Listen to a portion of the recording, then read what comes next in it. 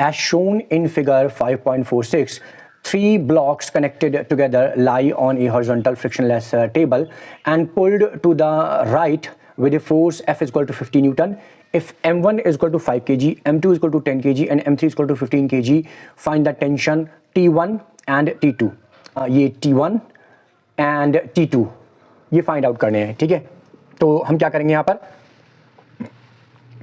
Tension भी एक force है और फोर्स निकालने के लिए हमको मास एंड एक्सेलरेशन की जरूरत होती है। तो आप क्वेश्चन में देख सकते हैं मासेस तो हमको दिए हुए हैं बट एक्सेलरेशन नहीं है हमारे पास।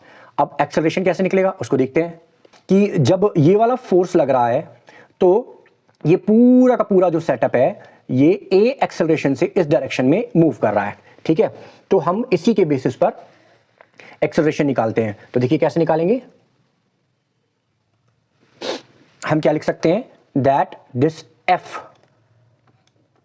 is equal to mass M1 plus M2 plus M3, that means total mass multiplied by acceleration A, है ना भाई। देखिए ये M1 M2 M3 जब हमने इनको स्ट्रिंग से कनेक्ट कर दिया तो ये मासेस सभी के सभी ऐड हो गए, है ना, एक साथ हो गए और अब ये A एक्सेलरेशन से राइट हैंड साइड में इस डायरेक्शन में मूव कर रहे हैं, ठीक है।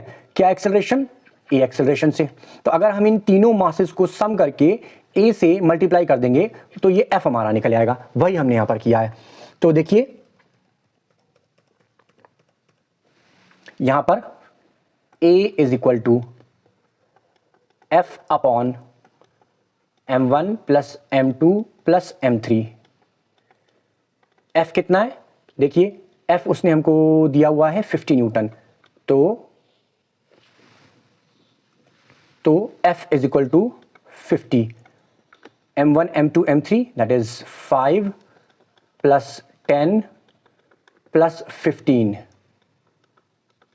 then it becomes 30 upon, sorry, then it becomes 50 upon 30, 0 से 0 कैंसिल, 5/3।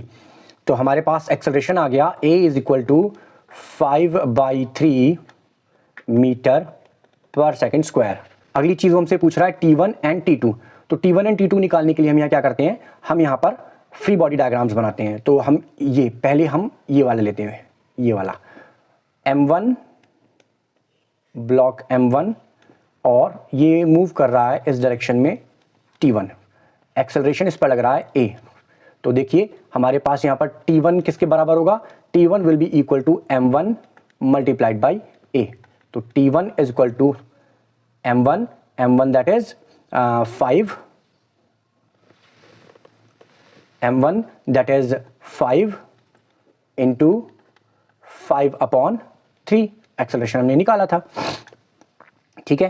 तो यहाँ पर ये हमारे पास हो गया 25/3 दैट इज 8.33 न्यूटन, ठीक है। अब यहाँ पर हमको निकालना है T2। तो T2 निकालने के लिए हम ये वाला फ्री बॉडी डायग्राम लेते हैं। तो यहाँ पर देखिए ये ब्लॉक है M3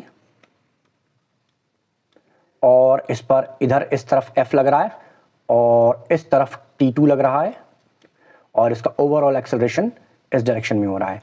तो देखिए अब यहाँ पर इसकी इक्वेशन लिख लेते हैं। तो जिस तरफ एक्सेलरेशन हो रहा है या जिस तरफ मोशन हो रहा है उस तरफ का फोर्स लिखते हैं, उस तरफ का फोर्स है F, उसमें से उसके उल्टी डायरेक्शन का फोर्स घटा देते हैं जो कि ये है T2 minus T2 is equal to इस मास को इस एक्सेलरेशन के संग मल्टीप्लाई करके लिख देते हैं M3 इंटू A। तो देखिए F क्या है, F है हमारे पास,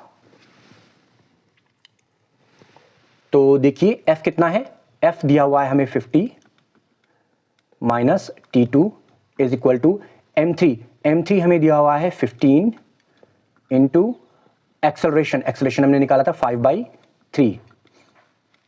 तो अब हम यहां पर T2 इजीली फाइंड आउट कर सकते हैं। तो देखिए T2 होगा हमारा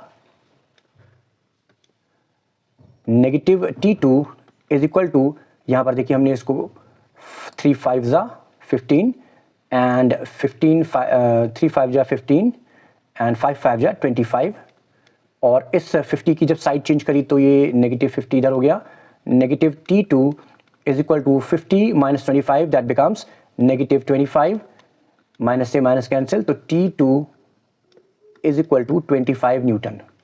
तो हमारे पास दोनों फोर्सेस आ गए, T1 एंड T2। अब किसी बच्चे के मन में ये डाउट आ सकता है कि हमने यहाँ पर ये M1 एंड M3 को as a free body diagram consider किया है, तो ये हमने M2 को फ्री बॉडी डायग्राम कंसिडर क्यों नहीं किया?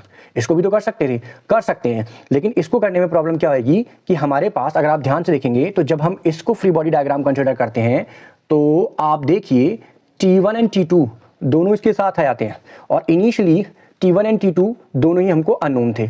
जब हमको T1 पता चल गया है तो T2 निकालने के लिए हम M2 को यूज़ कर सकते हैं। देखिए किस तरह से करेंगे। तो यदि हमने M2 ले लिया यहाँ पर, ये देखिए मैंने यहाँ पर M2 ले लिया अगर, तो M2 पर T2 लग रहा है इस डायरेक्शन में और T1 लग रहा है इस डायरेक्शन में, ठीक है, और ओवरऑल एक्सेलरेशन हो रहा है इस डायरेक्शन में A, ठीक है। तो मैं इसे थोड़ा सा और ऊपर कर लेता हूँ। यहाँ देखिए T1 कितना था, T1 निकला था 8.33 न्यूटन, ठीक है। अच्छा, तो अब देखिए यहाँ पर इक्वेशन कैसे लिखेंगे, जिस तरफ एक्सेलरेशन हो रहा है उस तरफ का फोर्स। तो देखिए T2 उसमें से ऑपोजिट साइड वाला उसमें से माइनस कर देंगे, तो T1 को इसमें से माइनस कर देंगे और M2 का A से मल्टीप्लाई करके लिख देंगे, M2 इंटू A। तो T2 हमें फाइंड आउट करना है, अभी हमें पता नहीं है, बट T1 हमको पता है 25/3, तो माइनस 25/3, ठीक है। अब आगे बढ़ते हैं, इसको is equal to M2 into A हमारे पास कितना था, A हमारे पास था 5/3, ठीक है। अब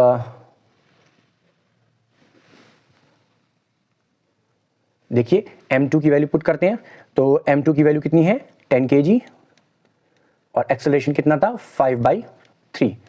अब यहाँ पर T2 is equal to, side change करते हैं, नेगेटिव 25/3 की इस तरफ आएगा तो ये हो जाएगा हमारे पास पॉजिटिव। तो हमारे पास यहाँ पर है 10 5 जा 50/3, और जब ये नेगेटिव 25/3 आएगा तो ये पॉजिटिव हो जाएगा 25/3, ठीक है।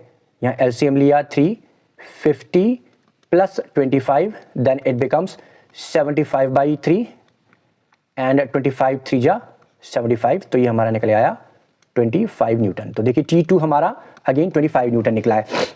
बट हम M2 को as a free body diagram तब कंसिडर करेंगे जब हमारे पास T1 अवेलेबल है।